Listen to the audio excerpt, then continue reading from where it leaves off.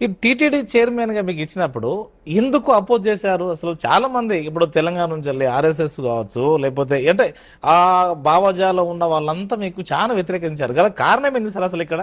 ఇప్పుడు బీసీ అనే వ్యక్తి ఇప్పుడు ఎట్లుంటుందంటే గోడకు చీమలు ఎక్కుతా ఉంటాయి. ఒకటి ఎక్కితే ఒకటి లాగేస్తారు కిందికి, ఒకటి పైకి ఎక్కితే ఒకటి కిందికి లాగుతా ఉంటుంది. పైకి గమ్యం చేరలేవు. అవును, అట్లా బీసీలు ఎప్పుడు రాక బీసీలు వచ్చింది కాబట్టి ఇతన్ని ఎట్లయినా ఆలోచనతోనే. కానీ ఎందుకంటే చరిత్రలో మా టీటీడీ చైర్మన్ గా బీసీ లేరు, ఇచ్చిన చరిత్ర ఎప్పుడు లేదు, ఎప్పుడు లేదు. ఉండదు అనుకున్నారు అన్నట్టు. ఫస్ట్ టైం నాకు ఇచ్చారు. ఇది అది కూడా ఒక కుట్రలో భాగమే అనుకోవచ్చా? 100% కుట్రలో భాగంతోనే బీసీలకు ఇవ్వకూడదు ఆలోచనతోనే చేసిన కుట్ర. దానికి ఆ వెంకటేశ్వర స్వామి సహకారం ఉంది.